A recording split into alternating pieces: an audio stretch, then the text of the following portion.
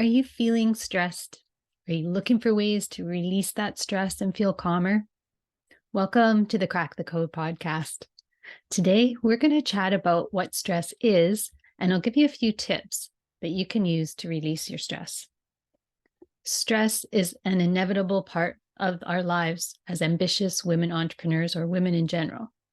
Stress can surface in various forms, impacting both our emotional and physical well-being.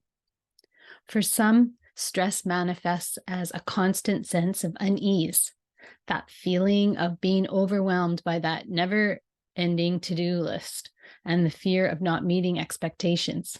Can you relate? I know my to-do list is continually being added to, but I have recently learned a method to keep that under control a bit, but it's definitely a practice to not let that get, out of control and just to allow that to feel stressed about what's being done or not done. And sometimes it doesn't even really matter. Others may express tension in their bodies, leading to headaches, tight shoulders, even digestive issues.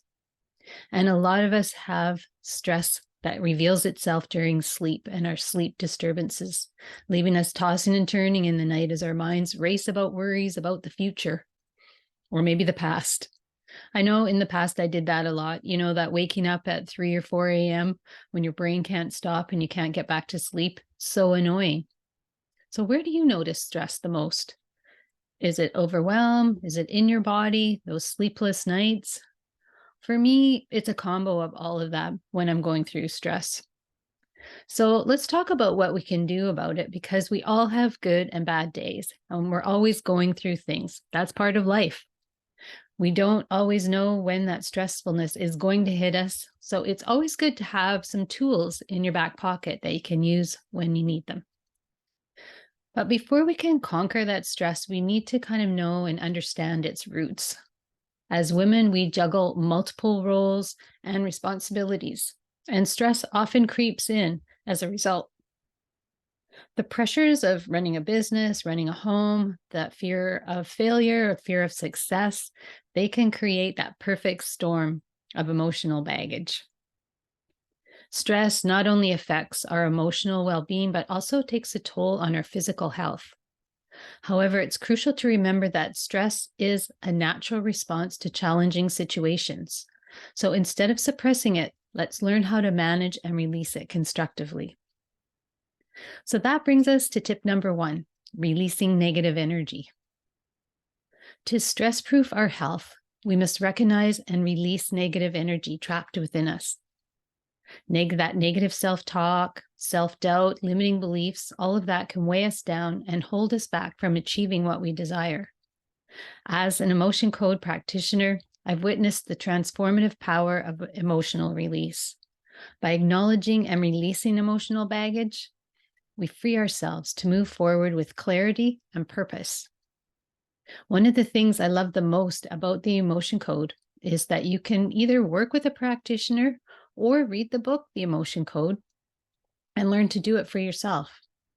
You don't have to relive any past events to be able to release the negative emotions that are causing your issues.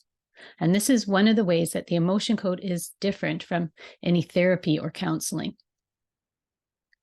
Number 2 is meditation, that pathway to inner peace.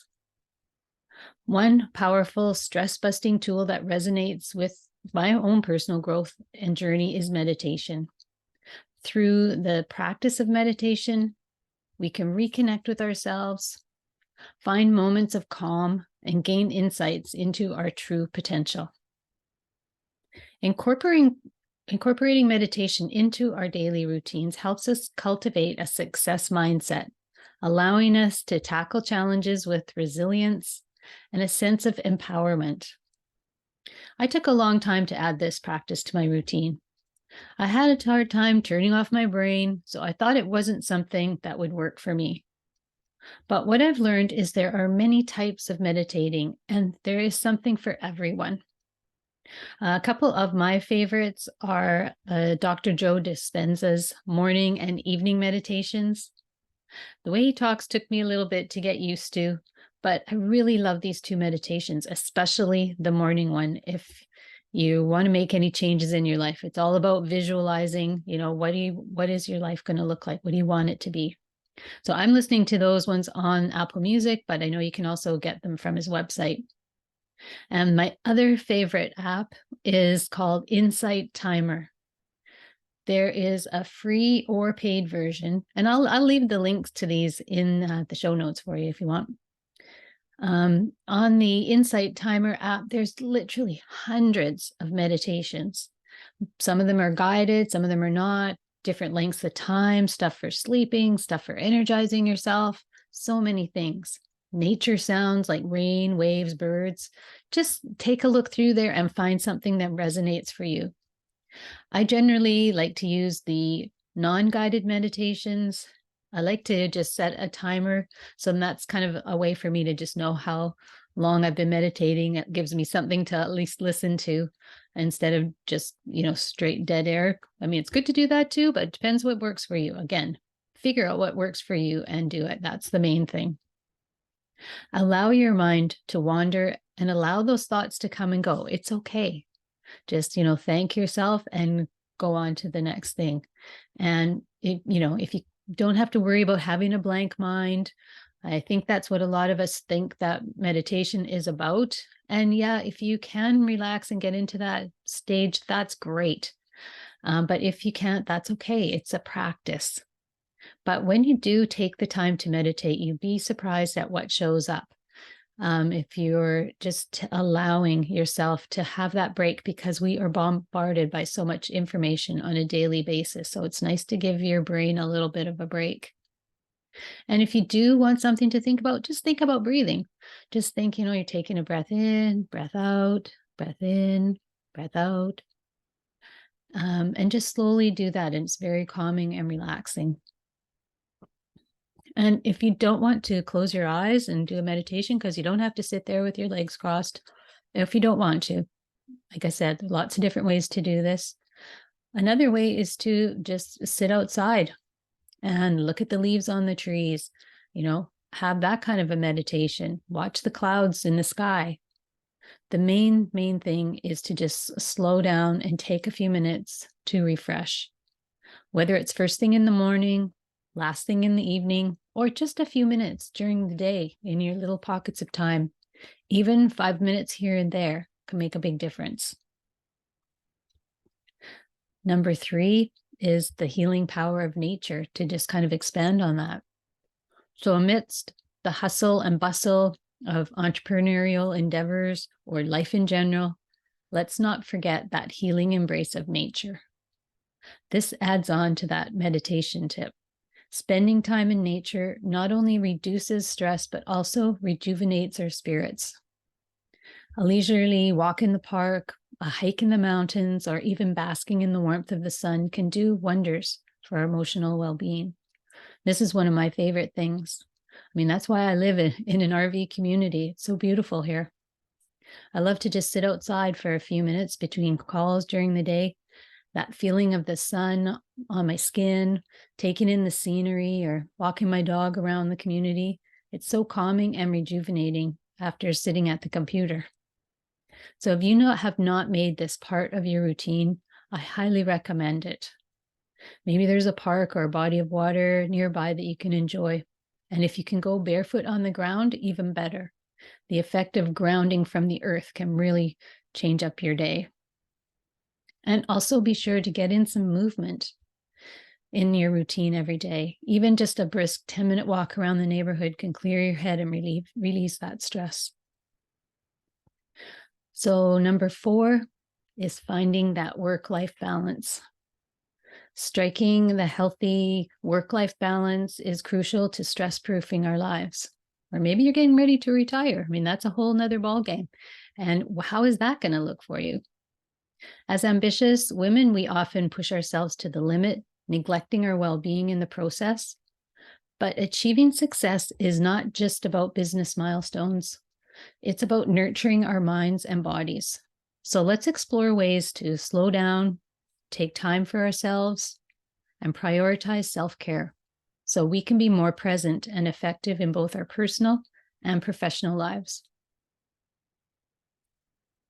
Set aside time for activities that recharge you. When's the last time you worked on a hobby of yours? If you haven't done it for a while, add it to your calendar. Oftentimes, the things we plan for get done. You wouldn't miss a date with someone else, so a date with yourself should also take that same priority. Add more laughter into your day. If you aren't laughing enough, find a new comedy show to watch. Hang out with fun friends. Watch funny videos or ask ChatGPT to tell you some funny jokes. I recently also heard about laughing yoga, which sounds interesting, so I need to check that one out. And also look at your sleep patterns. Are you getting enough sleep? Is it good sleep? Your whole life can change when you get rested sleep. And if you're not, don't just write it off as part of midlife. Go to the doctor and get checked out. I wrote off my sleep issue for years, thinking it was just part of raising kids and working and life in general, only to find out that I had sleep apnea and I could have been sleeping better for years. So don't put that off. And lastly, we've got celebrating and gratitude. Take time to stop and celebrate the small or the big goals that are happening in your life.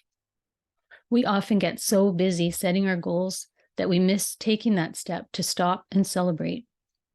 Celebration does not come easily for us, especially as women. We're quick to celebrate our friends or family, but not our own wins. So take a few minutes to celebrate what's happening in your life on a daily basis. You can always jot them down in a journal or notebook along with the things you're grateful for. And refer back to them on those days when you're feeling stressed or a little down. Reminding ourselves of our wins and the things we are grateful for can switch our mindset and relieve that stress that we may be feeling. So as we conclude this episode, remember that stress is not an insurmountable barrier. It's an opportunity for growth. By using some of the methods we've talked about today, you can relieve some of the stress that you've been experiencing. So whether your stress is that constant unease, that overwhelm, or tension in your body, there's likely some emotion behind that, which you can release. So if you need some extra support to release that emotional baggage, reach out. I'd love to have a chat with you. If you want to just say, no, I'm ready to do that, let's get rid of that right now, you can book a session with me, a one-on-one, through my website at coranailer.com, or reach out to me through social media. It's pretty easy to find me out there. So until next time, everybody, remember, it's never too late to look after yourself.